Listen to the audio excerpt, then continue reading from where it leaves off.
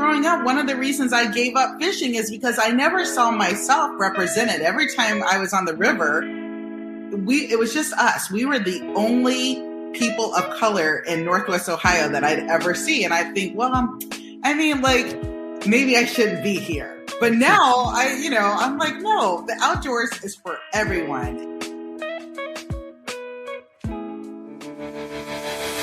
Welcome to the Woman Angler and Adventurer Podcast, inspiring real women with a passion for fishing in the outdoors to go get their adventure on. Now, here's your host, Master Captain Angie Scott. Angelica, Talan, welcome to the Woman Angler and Adventurer Podcast. Thank you so much for having me on the show, Angie. I miss you from only a week ago. I know, it's crazy. We just met. And I wanted to talk about that before we get into talking about your history and fishing in the outdoors and being an influencer and all those fun things. But first of all, we just met at the Academy Sports and Outdoors Women's Retreat. And talk a little bit about what that experience was like for you. That experience was just so beautiful. First of all, to get out of the colder weather, nor'easter was happening on the East Coast. And so to get out into like Florida weather and to just be amongst women who support other women while we, share our stories about fishing in general and connecting and bonding. It was so beautiful. I loved it. It was. I agree. We were down in Jacksonville, Florida. And, Academy came out with a whole line with Magellan of women's pro gear. So we got to go to the store. Was that your first time at an Academy? Or have you been? It was like a couple years ago. I was in North Carolina. I was freezing one night. I walked into a store. I believe it was Academy, but the store that you and I went into, it blew me away how big it was. And I'm hooked on the Magellan line right now. Like, that's my favorite line. Yeah, we got to actually try out some outfits and go out fishing for a couple days with some guides. So we actually wore the clothing out in the field to kind of see how it all worked, and got some background on what all went into the design process. And I'm actually going to have Michelle on the show at some point here to go over all that and introduce it to the audience. But I know you were really impressed with the quality and the price point. Yes, the price point has, in fishing especially, has been a barrier to entry for a lot of people, especially I would say in BIPOC communities. And I fell in love with the quality of Magellan. But when I found out how inexpensive each product was, I went crazy. I'm like, what? I basically 3 sun hoodies for the price of another big box retailer's product. And I'm in love, and I'm dedicated to this brand for sure. And that trip that we were on together made a huge, huge fan out of me. Awesome. Yeah. I don't think in that line, the pro line that we saw, I think the highest priced item was like $49.99. And that was a really nice hoodie with a neck gaiter built in. And I've seen this with another brand where it's almost twice as much, so. Absolutely. And you and I met the designer, Michelle, who will be on your show, just to hear her process, when she was designing for women. That just, and I can't wait to hear what she has to say. I won't share what she shared with me because she's going to share it on your show. But I was just so impressed, not only from my own perspective, but for being a mom and buying for my teenage daughter. She really did not miss one step in her process. Yeah, and it's cool. It's a rarity in the fishing industry in particular to have a clothing line designed by women for women. And she, we'll get into it, but she definitely did her research and talked to and got feedback from a lot of women anglers. And they're open to more feedback too, which is cool. They're looking already ahead to the next thing and what can we improve upon? What's missing? What do we need? And that's just great to we've come a long ways. We have come a long ways. And I'll tell you all right now, my favorite part of the product is there's a place for you to wipe your sunglasses. And yes. That was very helpful throughout our entire trip. Yeah, and some of them even have line cutters built right in. How often do you get in a situation where you're like, oh my gosh, you gotta cut your line, and to have something like right there ready to go is awesome. That was awesome for me too. Like I was freaking out. I was screaming inside. I'm like, what? So yeah, I actually own 3 pairs of those pants now and a pair of shorts. Nice. Very cool. Well, I want to get into your story. You have a great story growing up, and you grew up in Ohio. Is that correct? Yeah, great memory. Oh, yeah. Northwest Ohio, outside of the Toledo area for anyone who is a Buckeye. So my parents lived kind of on the border of Michigan and Northwest Ohio. And when I was little, we would go fishing, like conventional spin. And I loved it. And I really kind of looked forward to those weekends with my cousins, my aunts and uncles, and we would make a big day out of it, like a lot of times during the summer. And back then we would cook for food, or we would fish for food, I should say. Yeah. And then fast forward to today, I do more fly fishing and catching and releasing. Right. What kind of fish were you fishing for back then, growing up? Well, I remember fishing for perch. That's pretty much the only fish I can remember is perch. And on occasion, I feel like we just did some other panfish, but that's the only fish I really remember. Okay. Well, that's definitely a delicacy. Perch are one of the best eating fish. So that totally makes sense that, if you were going to fishing for food, perch is the one to go for sure. And they're in abundance too. So it's not like you have to worry about conservation they're put in the fisheries to eat. Yeah. So that's good to know. And I remember on occasion my uncle would catch walleye, but I never caught one.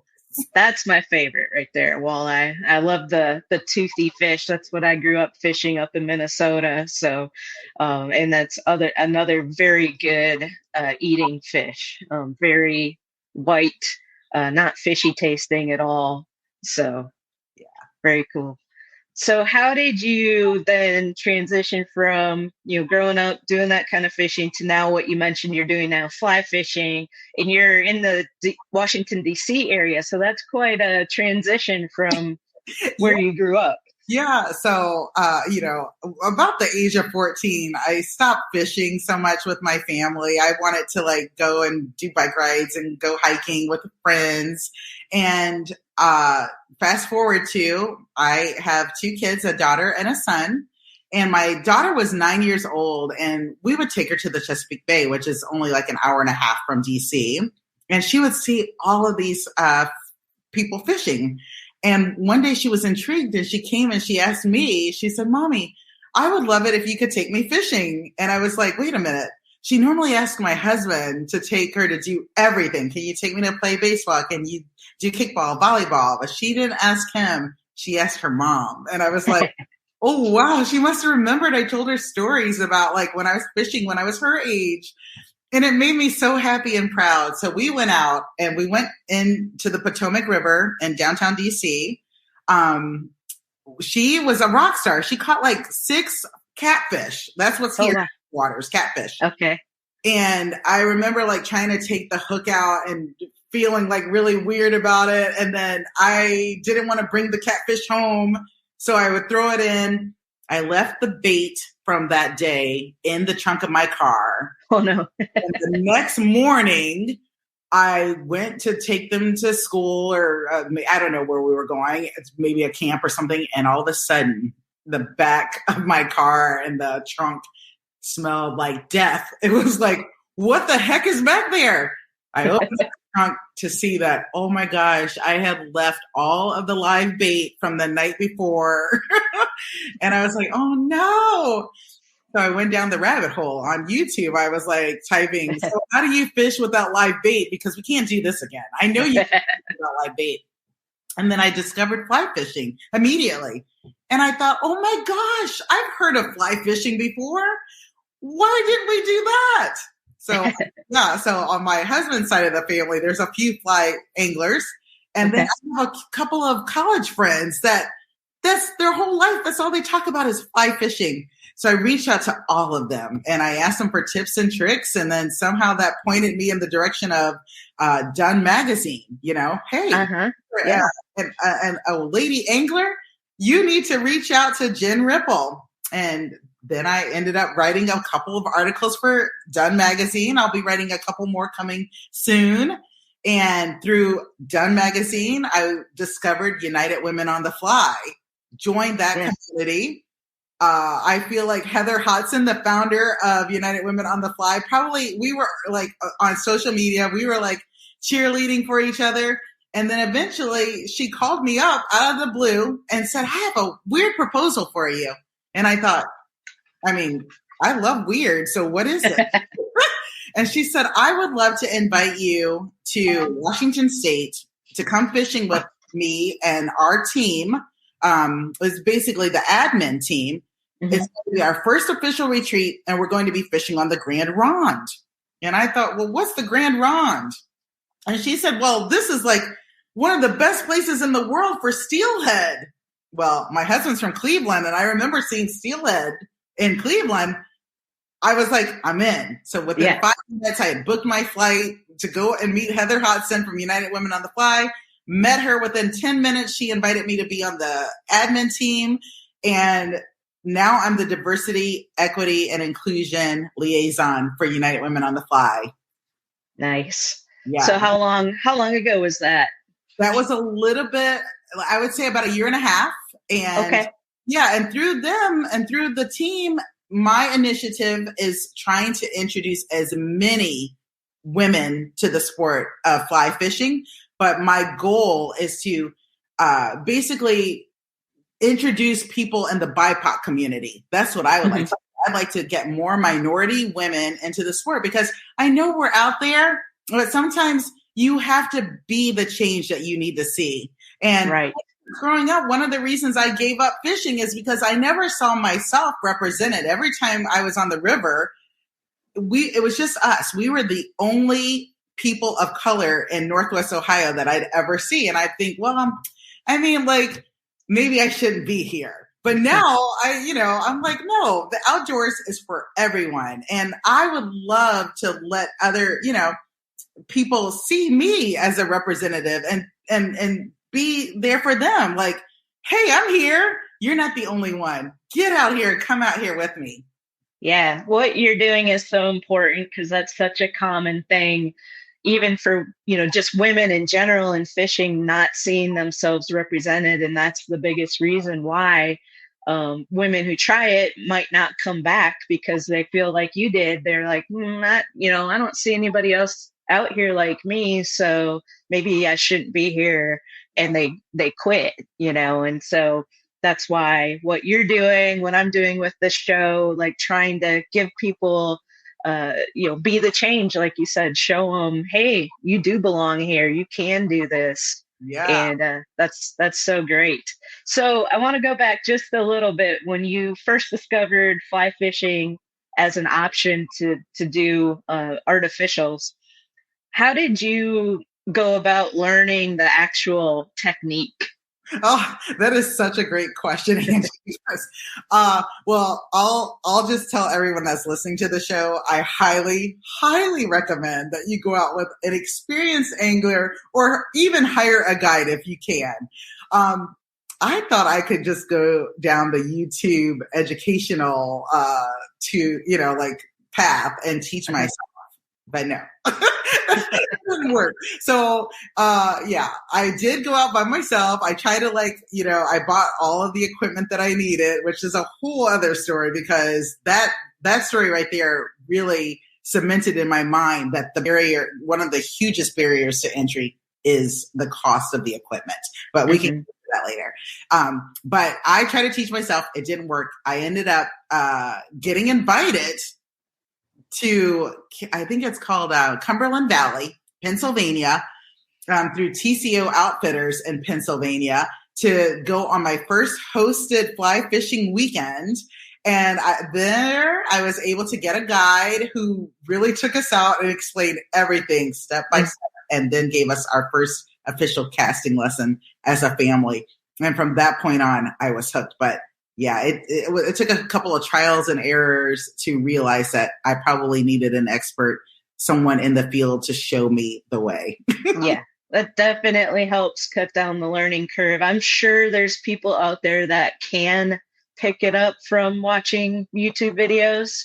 But in my experience, having that hands-on, one-on-one, somebody there to teach you the right way so you're not ingraining bad habits, that you have to fix later, which I know can happen. I don't have a lot of experience fly fishing personally. Jen Ripple has given me some casting lessons, and I have caught one fish on the fly. But one thing I got to experience for the first time was this past fall. I got to go to the Outdoor Media Summit in Estes Park, Colorado. And we did a day where we had like a scavenger hunt in the town, and we had to go to find these different stations. And there's a little real shallow stream that flows through there. And one of the stations was a fly casting contest where you had to try to get your fly on it looked like a little miniature cornhole board, and you got points if you got it in the hole or if you just hit the board. But it was a technique I'd never heard of before called, I think it's called Takari. Is that what you call it? Takara. Yeah, I just discovered Takara myself. That sounds fun. Yeah, so I think, and that's a super simple way to do it because you don't have a reel. You're just casting. That's it. And so I think for somebody wanting to just learn, that might be a really good way to just start because you're just buying one rod. They make them to where they can fold up, so that they can be really portable. You can throw it in the trunk of your car, and then whenever you have a chance to hit a stream, just pull over, get out, and practice. And I think that would be a really affordable way for somebody wanting to get into fly fishing. Yeah, I love that idea because it's a very minimalistic approach. Like you said, it doesn't come with a reel. So you just are really using your, I guess your hand to pull everything in. Yeah, I haven't done Tenkara yet, but it's on my list. I saw a demonstration at the Virginia Fly Fishing and Wine Festival a couple of weeks ago, and I was hooked. And I'm using that pun, but it really does kind of solidify how I feel, or it demonstrates with one word, hooked. Right. Yeah. Talk about that festival. I know is that the first time you got to meet Jen Ripple in person? Yeah. Oh my goodness. So after writing or contributing to Done Magazine, Jen and I stayed in contact for, like regularly, and we became friends. And she had mentioned to me that, hey, there's a festival near you. You need to come. And so I was like, all right. So we made a road trip out of it. I took another lady from our team, Kelly Kirsch, went with me, and we met in person. And it's just like you and me, Angie. I felt like I'd known her for years, and we had known each other for years, but we're just seeing each other in physical form, I guess, if you will. Yeah. Awesome. Yeah, that's such a great idea. Why not combine fly fishing and wine, right? Yeah, it was fun. We had a great weekend. I got to meet a lot of the vendors there. I got to learn a little bit more about the equipment that you use because there's just still so much, to learn. I think fly fishing is a sport that you will literally learn something every single time you go out. Yeah. Absolutely. Have you gotten into tying flies at all?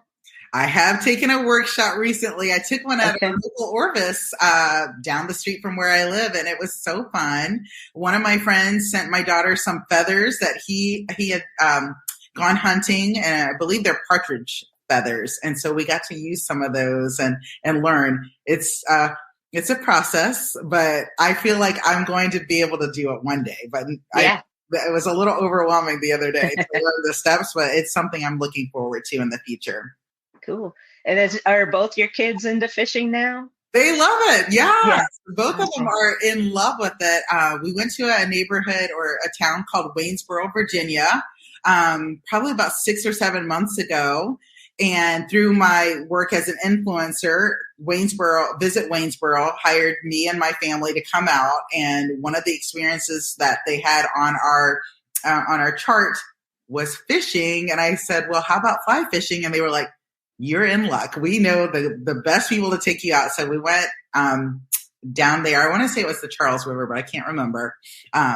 And my son caught he caught more fish than myself, my daughter, and my husband combined. Oh, wow. Yeah. So we're looking forward to taking him back in a couple weeks. Very cool. Awesome. Well, it's important to get the kids involved, especially if they take a liking to it, and teach them, when they're young. So it's hopefully something that they can carry on through the rest of their life and pass it on to the next generations. That's right, Angie. That's exactly how I feel. I feel like this is the best type of sport to pass on to future generations. And I'm happy that they're both interested in it. And they kind of make it a competition, which I'm like trying to say like, no. Fishing is more for relaxing and zen and meditative purposes. But if we can get them out on the water is going to be fine by me. Yeah, absolutely. And for kids to learn early on about conservation and the importance of protecting our resources, like now more than ever, it's, we've got to get kids to understand that, because otherwise we're going to lose what we've got. So what's like, you're kind of in a more of a urban area. You said the first time you went was kind of like a downtown type setting. Yeah. Urban fishing always intrigues me. I don't think enough people think about it as a possibility. Do a lot of people do it in your area? Well, there's a small group that I found that do fly fishing. We kind of have to go into the suburbs, I would say, to do it. Okay. Just because a conventional spin would work better on the Potomac River. But there is a location that I understand I probably should keep more private. Some of us do get together on the weekends and we'll go and we'll fly fish for shad. And so shad is like the species of fish that seems to be the most popular to be fished in between, I would say, I'm guessing between like March and like, I want to say like June or July. It seems to be like the hot season. Uh-huh. So last spring, I was able to connect with a couple of anglers and we went out and I caught a few shad and it was very fun. But fishing here is very different than like going somewhere else, like the Chesapeake Bay or where we were in Florida or anywhere out on the West Coast. Very different, but fun no less. Yeah. Great. So you've got a couple articles coming up for Done. Anything else coming up for you that you want to mention? Oh, wow. I'm putting you on the spot. Yeah, and there's always so much to do. But I have a couple of articles that will be released hopefully in April or May, and for Done Magazine. There's a feature for me coming out in Northern Virginia Magazine and my work to try to diversify the sport of fly fishing here in the state of Virginia. And as an influencer here in DC, I've just been invited to a bunch of different shows coming up. Like there's a pre-Oscars award show coming up, and I get to walk the red carpet for that. So that'll be fun. Nice. And for United Women on the Fly, we are working on a campaign to kind of illustrate and showcase women who can do both things. So like you are a podcaster and you're so much more. You can do everything. So I think it's going to be fun to see me in a glamorized role like I have to do in the world of influencing, like to like get made up and get in a gown and interview celebrities. And then you'll see me out there fly fishing. And the goal is to showcase women who can do both. Yeah, I love it. Well, we'll look forward to seeing that. And where can people follow you online? Oh, yeah. Thanks for asking. You can follow me at Angelica Talan on Instagram, and you can go to my website at www.angelicainthecity.com. Awesome. We'll put links to that in the show notes so people can just click and go follow you and check out your website. And I just want to thank you so much. This has been a real pleasure to have you on. Hopefully we'll get to hang out again in person sometime in the near future. So we'll definitely stay in touch and stay connected.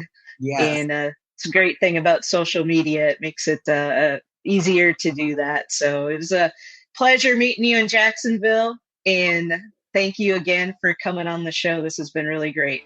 It was a pleasure meeting you as well, Angie. I loved hanging out with you so much, and we are going to put some dates on the calendar. I definitely want to fish with you next time. So yeah, we didn't get a chance to actually fish together. So next time we'll make that happen. Yes, and thank you so much for having me on the show. Absolutely. My pleasure. It's an honor.